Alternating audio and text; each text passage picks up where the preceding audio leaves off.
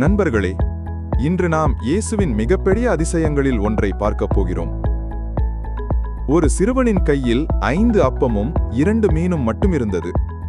ஆனால் அந்த சிறியதை பயன்படுத்தி ஆயிரக்கணக்கான மக்களை இயேசு பசியாரச் செய்தார். அது எப்படி நடந்தது? வாருங்கள், கதைக்குள் செல்லலாம்.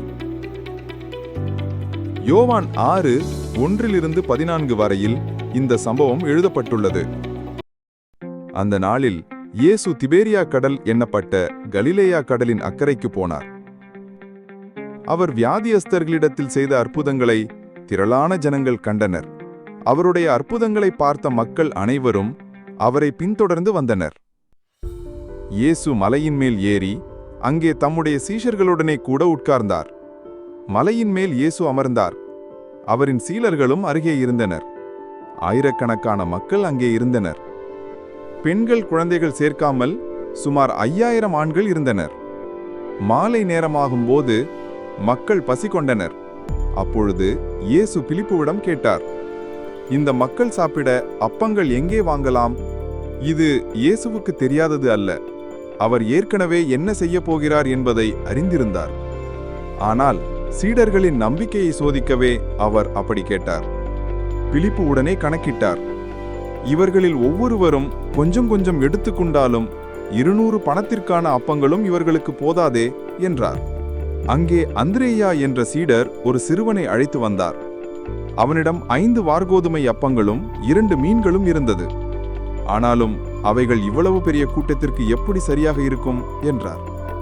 ஆனால் அந்த சிறுவன் தன்னிடமிருந்த சிறிய உணவை இயேசுவிடம் கொடுத்தான். இயேசு எல்லாரையும் புல்லில் அமரச் சொன்னார். 100 பேர், 50 பேர் என மக்கள் குழுக்களாக அமர்ந்தனர்.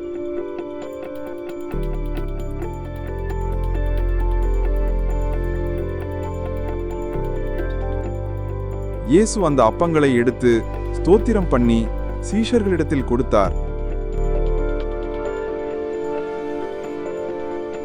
சீஷர்கள் பந்தி இருந்தவர்களுக்கு கொடுத்தார்கள்.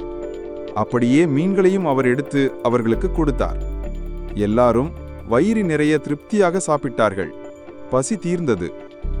எவ்வளவு மக்களுக்கு போதும் என்று தெரியாத அளவுக்கு அந்த 5 அப்பமும் 2 மீனும் பெருகியது.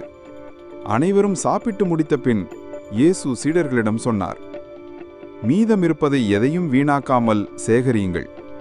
அவர்கள் சேகரித்த போது மீதியான அப்பமும் மீனும் 12 கூடை நிரப்பினார்கள்.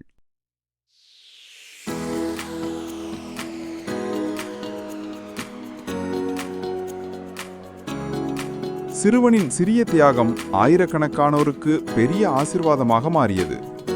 இயேசு செய்த அற்புதத்தை அந்த மக்கள் கண்டு ஆச்சரியப்பட்டார்கள்.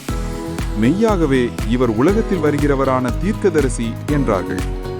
அவருக்கு மகிமை தேவனை சார்ந்ததே, மனிதர்களின் கைகளால் கிடைக்க வேண்டியது அல்ல என்பதை அவர் அறிந்திருந்தார். நண்பர்களே, இந்த கதையின் பாடம் மிக எளிமையானது. நம்மிடம் எவ்வளவு இருக்கிறது என்பது முக்கியமில்லை. எவ்வளவு சிறியதோ அதை இயேசுவிடம் ஒப்படைத்தால் அது பெரிய ஆசீர்வாதமாகும். ஒரு சிறுவனின் சிறிய பங்கு ஆயிரக்கணக்கானோருக்கு உணவானது. அதேபோல் நம் சிறிய பிரார்த்தனை, சிறிய உதவி, சிறிய விசுவாசம் இயேசுவிடம் கொடுத்தால் அது பெரிய பலனை கொடுக்கும். நம் பங்கை கடவுள் பெருகச் செய்வார்.